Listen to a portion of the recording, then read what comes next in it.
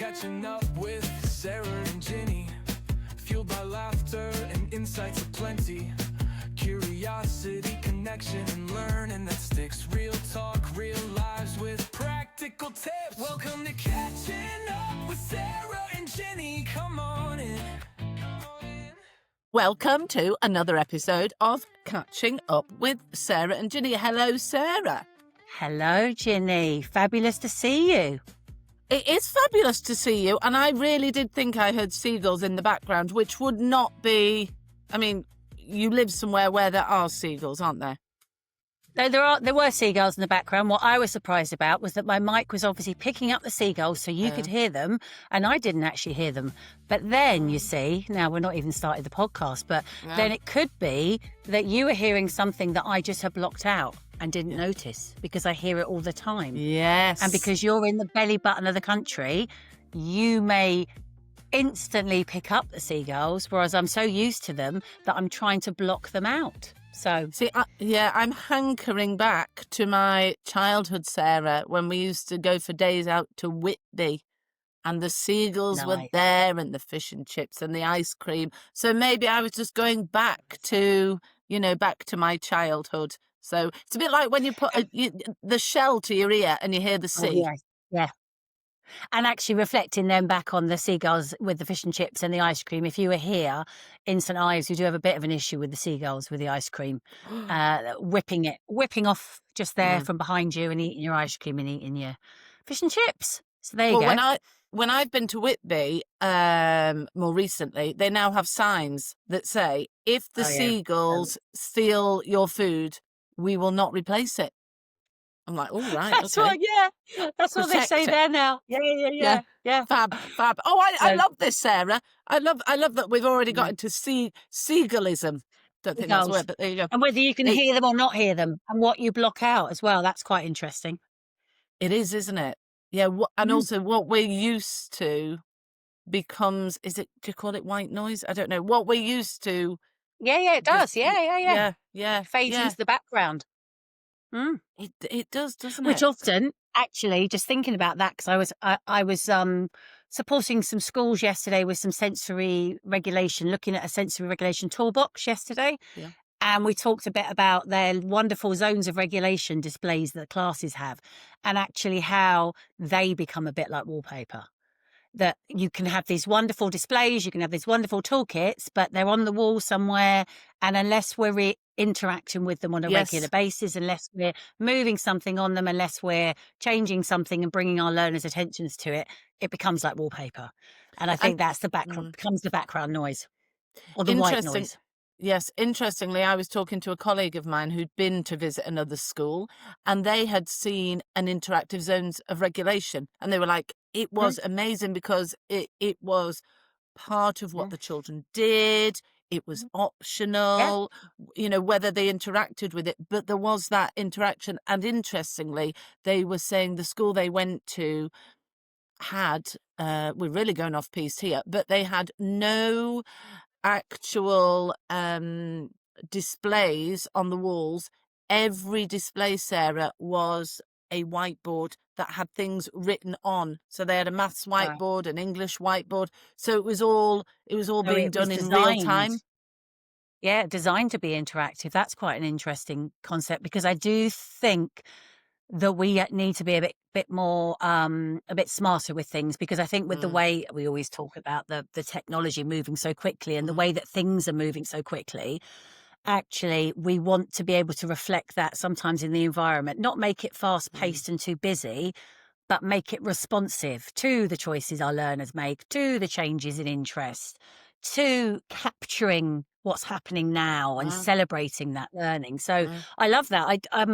I'd love to see a picture of the interactive zones of regulation or anything. So if I will ask my friend. But I think this idea of not even, but having a write on whiteboard for each subject, that idea of having it left there for later. Otherwise, we write something on and then it goes, and so many individuals would benefit from that remaining there. Imagine that, Sarah. Imagine having your whiteboard with you for a recap for your maths and for your English. And the problem, of course, is, and I can imagine people listening will be like, yeah, but somebody will come along and wipe it off. And I know that I had a nice little whiteboard calendar on my fridge in my kitchen. And I've got a very nice friend who pops over. And I think at one time she did a little bit of vandalizing of it and writing things on it and then kind of like wiping some things off. And I think that that's the only thing in the Yeah. classroom. But again, it's like, some kind of a strategy in place to support that. It's about having flexibility in everything that we Mm. use, isn't it? So being aware that displays have a really good reason, but kind of going back to that original point that if you're like, it's like zones of regulation, it needs to be used. It needs to be Yeah. modeled.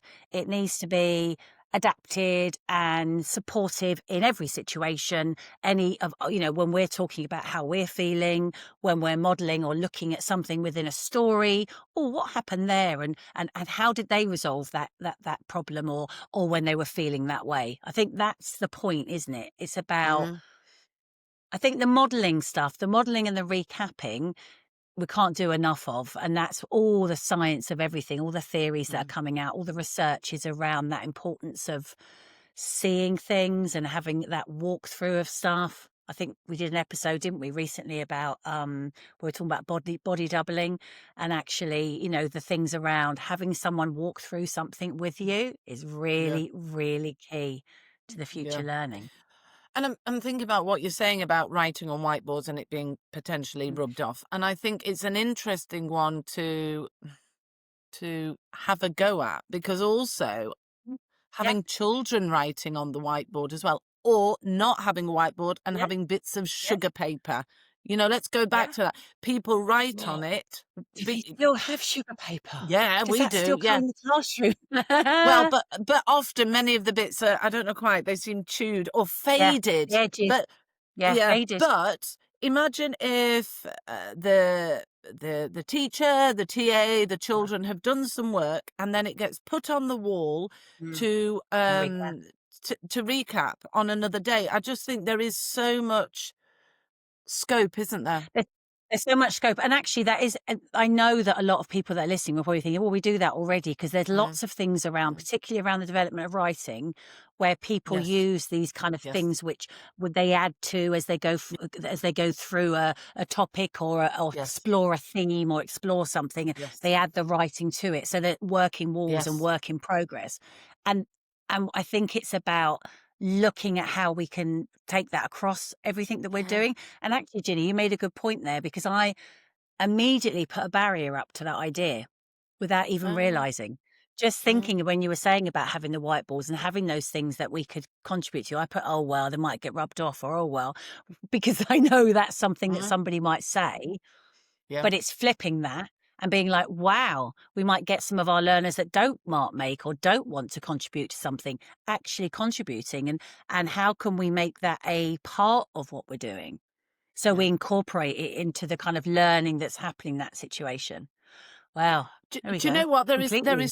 There is so much there, because I'm thinking you could have a group a day, for argument's sake, a Yes. certain Yeah. group, and so Yeah. then everybody over the Yeah. week gets to contribute, and actually then there is that. Well, I wouldn't rub. I potentially wouldn't rub somebody else's off because I wouldn't want mine rubbed off. And I think Yeah. it is that kind of learning curve. Oh gosh, Sarah, we've gone off on one. I know, but that's a really good one as well, Ginny, actually, because then you've got the whole thing about choice and building a community and building a respect for other people's Yes. work and other people's ideas. And actually, you're right. That's a really, really, really valid. Mm. Yeah. There you go. Oh my goodness, we haven't even got on to the wow. So, Sarah, tell me, what has been your recent wow moment and why? Interestingly, I think actually some of that, the things that we've just been talking about, could come Mm, into this, because I have spent quite a bit of time, particularly last week, traveling on trains. And one of the wows that I forget until I do it about the traveling on trains is the chance that it gives me for calm reflection, for time. And actually, we were talking a bit about the white noise. I have my headphones in, noise cancelling. I just have them in anyway. And mm, actually, I was on one of my train journeys was like 7.5 hours, and I didn't even listen to anything. I just had the headphones in, and it wasn't until we got actually one fell out, I think, as I was getting up to get off, and I realized I had it in. I completely forgotten. I was like, oh, and then Mhm. I was struck by the noise of the train. And I think the wow for that was the fact that I had the noise cancelling headphones in, and it gave me that chance to just slow down and have a Yeah. bit of clarity around some of the things that I need to do, some of the things I want to do, and like planning things and also for writing. Yeah. Um, and I think it then was completely contradicted or completely counteracted by the experience at the conference where it Yes. was full of, and it wasn't that it wasn't calm, because actually, because it was one thing that I was kind of focused on, I was focused on one really big project and one really big kind of event. It meant that I was able to um actually just connect on a different Mhm. level, I think, with people. Mhm. I don't know if it's because Mhm. we're all there for the same purpose, or and I laughed a lot. And I don't know if it's because I'd arrived there in a relaxed, had this time to kind of sort everything. And I think my mind's very busy. If you've Mhm. met me as well, I think you'd know that, which a lot of our minds are. So Mm. I'd had time to kind of get rid of some of that. Then when I arrived to do what I had to do, my attention was just on the event and was just Yeah. on, and it was the Schools and Academy show, and it was just on that, and it was on recording our podcast, and time to connect and time to laugh. Gosh, we laughed, Yes. Ginny. I think that Oh, was the we we laughed we we laughed a laughed. lot. We laughed a lot. I We think did. following on from that, I think, what I found really interesting, and it is a wow moment, is to do Mm, with delegation. So we were at the Schools yeah, and Academies show. We don't see each other very much because we don't know how far apart we live, but we live a long, long way away from yeah. far, far away. You know, I live in Northamptonshire and you live down in Cornwall, I think. Uh, and but Yes. yes, that's it, Cornwall with the seagulls. But Yeah, it was really interesting how we fitted into roles yeah, so well. So um, we didn't duplicate what we did because we had things no, like badges, we had postcards, yep. we had a trundly suitcase. But what I loved was that Usually when we were suitcase. together, we kind of had each other's back as well, didn't we? Yeah. Yeah, and I think it's really good. I think that was, it's really good to kind of, when you come back, and because actually then I came back from that and I was hit by complete chaos of just Yeah. life, and things Yes. that I had to do. Yes. And actually, even just having this conversation now, that opportunity to stop and just think, what has been my wow moment? Do you know what? That's actually a really good. I found this kind of exercise of thinking around what was my wow moment from this Yeah. week has actually been really conducive and supportive to me just thinking generally a bit more deeply about things. And Mm. I know when we ask people questions when we were interviewing, and actually we were asking them their wow moments, we got some really reflective kind of conversations, Yeah. and people were like, "Wow, I've got a wow moment from here, but I've also got a wow moment from here." And I think just on that, Ginny, as well, in terms of the questions, when we did ask them about their songs and their books, every person, Oh. again, had such deep thought about things that they were going to answer. And what I loved was one of them, if my mum listens to this as well, was always about my mum. If she was listening, she would want me to say this, or she would want to say this book. And I think it Mm. brings a different element to everything. So that's kind of my wow around that. And it's really interesting you talking about calm because Yeah, everybody who we spoke to on the podcast, we'd given them the questions beforehand. yeah, And they said, "Do you know good. what? I've really had a good think about these questions Yeah, beforehand."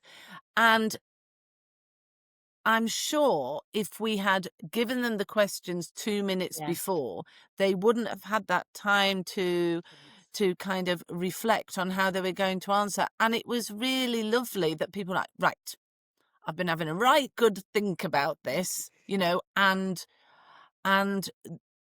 often when they spoke to us, it was taking them back to another time in their life, like I was talking about seagulls and my childhood. But when you think about it, Sarah, joining those dots, a lot of people were talking about books that had had a really important influence on them in Yeah. their lives, and equally with their song.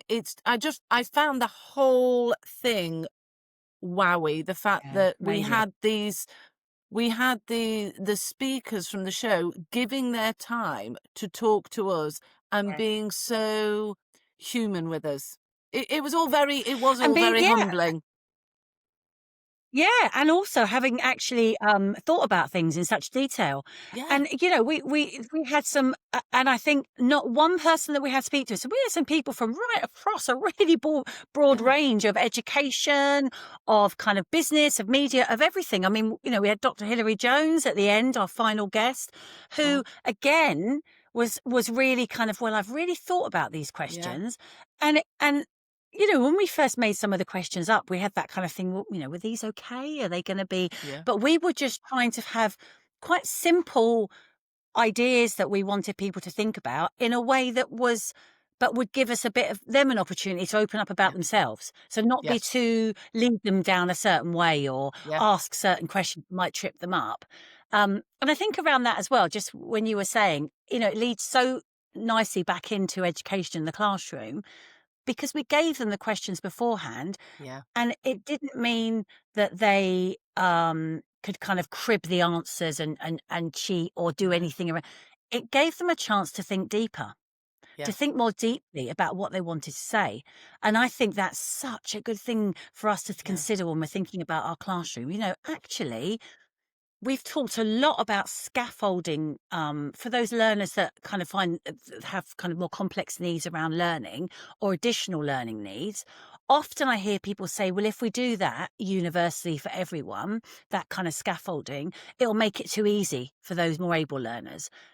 Nothing makes things easier. What it does, it gives you a chance to think more deeply about something and to look at it from a different angle. I think that's brilliant. and I think that also makes me think about when I have taught fractions. Everyone goes, "Oh," at one point, Yes. I was known as, like, the fraction queen, "Bring in Mrs. Bootman for fractions," and I was like, Oh, I need "Come that, on, Ginny. I need that. come on, I'm come really bad on." at fraction. So, it's really interesting how children perceive, um, visuals. So I Yeah, had children saying, "I don't need the fraction wall on the table," as if that's cheating. yeah, And I'd say, yeah. "The fraction wall is just staying. The fraction wall is staying Just there. on your Yeah, table. These visuals, these different things that you can use, yep, they're staying there for everyone to yep, use as yep, they want to or as they don't want to." Because from the point of view of fractions, it's a really tricky concept. And yeah, actually, to be able to refer back to visuals, I mean, I, as an adult, need to mm, refer back to visuals. yeah. And I think Absolutely. we take the objects of Granted. reference, if we're not careful, we take them away too soon. You know that you don't need that anymore. And I'm like, but Yeah, we need to visualize it in our mind. And actually, if yeah. it's there in front of us, it's not going to be of detriment to anybody if they're And that's there. the key. Yeah, and that's the Mm, key, isn't it? I saw a great little Instagram clip where a lady was showing us with fractions by colouring in. So she had kind of squared paper and she was making them, and then she coloured them in. I can't quite describe it now, but I tell you what, I was like, wow, is that how you? She was adding fractions together with different, I can't even think of some of the terminology, uh, denominators. yes, yes, well Yes. done. Numerate. We Thank have you. numerators and we have denominators. Thank you. Wonderful. Yeah, no, you lost me there, Ginny. But Yeah. but I was like, when she was colouring it in, I was like, no one has ever described fractions to me in that way. And although now I need to see it a few more times to really get it, because I can't explain it to you. And Mm, actually, for me, my next action would be watch it again and then explain it to you. yeah. And I Yeah. would then have a better Yeah. understanding. But Yeah. I'm 54. I still can't work out how to add up fractions. I don't, I was taught it, I'm sure, very effectively years ago. But actually, the visuals would have helped me. Yeah, next time we're together, Sarah, we can do it. But Thanks. I was on some training, Thanks. and they gave us all a piece of paper and said, split it into so that you have halves. And I've been taught very pedestrian, in a very pedestrian way, to Mm. do it symmetrically in half. There were people Oh, in that room, Sarah, they were amazing. They were still colouring in half, but it wasn't symmetrical, and I was blown away. so And there is, this idea there is another way, and I was like, I had never been given the opportunity to to see it in a explore that. different Yeah. way. Yeah, that's it. That's it. Never been given that Yeah. The opportunity. chance. It was right or it was wrong. So, Yeah. wow. Well, there we go. What Well, a wow moment. So, because Sarah, tell thank you. me, if send were a song, what would it be and why? I think probably on that one, it's thinking around. I mean, I do love "Ain't No Mountain High Enough." Oh, Just kind of like to keep me from you. Just sort of basically, there's nothing that's insurmountable. It's about kind of like steady encouragement, continual, like little oh, barriers of that we help to reduce, but the scaffolding to get to the next step as we climb that mountain, that actually we can all do it. There isn't a mountain that's going to be too high. I will learn fractions, Ginny. Next time we meet each other, you're going to help me. But, it's that. So I think that would make a really lovely addition to our Spotify playlist. and Um, I can't sing. I agree. I agree. Ain't no mountain high enough. I'm going to have that as mine today as well, because I just think No. it says so much, doesn't it? It just says so much. And we'll get better at fractions together, Sarah. And I also think with that one, it's about not doing it alone. That actually we'll all Oh, go do it together. We'll all climb it together. So there's no, for any of us, there's nothing insurmountable. We can all do it together. So fab, yes, there you fab, go. That's fabulous. So, moving on to a book, Sarah. Have you got a book that you would like to y- recommend? several, which is a really Mm, unfortunate thing because having been away, I think as well, and having seen a lot of different, kind of just different people at conferences and mm, actually seeing some of the great stuff out there. There were many, but the one for this episode is Sensory Spaces. It's by Victoria Navin. So if you're watching this, this is the book here. Um, and basically, it's an A to Z of immersive and creative environments that support love it. sensory integration. And really, it's about getting, finding, making, developing, or getting that calm place. Just creating somewhere. So it's got an A to Z, and it's got some of my favorite people in it, apart from Victoria, of course, who is rhyming multisensory stories. If you haven't seen any of her work, she gives loads Oh, of free stories away. Look at her, follow her on Insta or any of the other accounts. But yeah, she's got contributions in here. We've got Carol Allen, who is one of my absolute faves. I've made a little contribution about reading tents. Got Joanna Grace. We've got Gina Bale.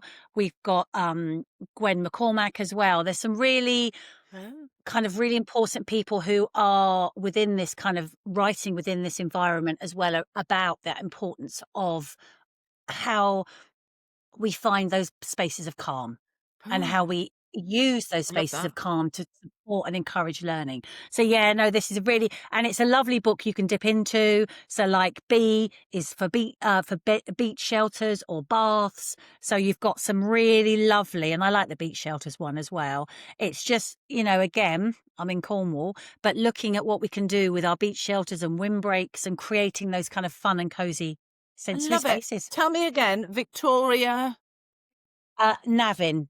Navin. Right. And her company is Rhyming Multisensory Stories.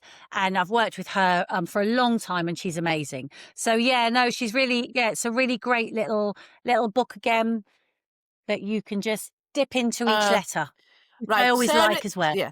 Sarah is showing the book, and I am now being the audio for this. So it's an A4 book, and it looks to have, it's got a nice clear layout, hasn't it, Sarah, with Yeah, it's got a very clear photographs. layout of the letters. Yeah, Yeah, yeah. brilliant, brilliant. With each Well, letter. So there, there you go. my book is it's a collaboration, and Nice. it's a collaboration of recipes. So it Oh, is a great. collaboration of recipes Love it. from the school where I was the head teacher. And what I love about this book, Nice. and it's very dog-eared because I've used it so many times, it's got recipes from children and from members Nice. of the community. And when I make things, so I love the tiffin in here, and I say to my family, I'm making Angela's tiffin. Because Nice. Angela was an amazing lady in the village. And I just think this idea of bringing our favourite things Yeah. together, and I can go back to it, and well, it's just always on my on the Wonderful. shelf in my kitchen. But this idea of collaboration and Yeah. sharing, I just think it's And wonderful. connecting Yeah, through food. yeah, Connecting through food, and what a lovely idea as well to get children writing and to get them reading, to make their own collection of the recipes of the things that they like. yeah. Love it. I was I was just going to say recipes are just so wonderful because they're not very long. They've got a Yeah. lovely they're organized very very very well, aren't they? So Completely. yeah, so just a lovely lovely book. Nice. Queen of puddings we've got in there. We've got just Nice. Sam's naughty and nice choc pots. I feel I need to make those.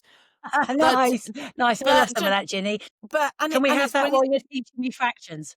Yes, we can just bring it on in. But I think it's a lovely link to school and the community as well, which I'm all about. So yeah, just a lovely book that I go Wonderful. back to. I love books that I go back to. Well, Yeah. Sarah, what a treasure trove Jam-packed. of thoughts and discussions. And Yeah. the seagulls are still there, Sarah. I can still hear them, Can you hear honestly. them now? I can hear them Honestly, I intermittently. cannot. Yeah. Mm. I'm gonna have to Oh, listen well, out for them now. Well, I feel we've kind of got a third podcaster in here. Yeah. Stanley the Seagull is making a guest appearance. But Sarah, that has been absolutely brilliant and so much food for thought for me, as always. So, Yeah, as we me. always say, Sarah, always a pleasure. Never a chore. Thanks, See you, Sarah. Ginny. Bye. Bye. Thanks for joining us this time on Catching Up with Sarah and Ginny. Always a pleasure and never a chore.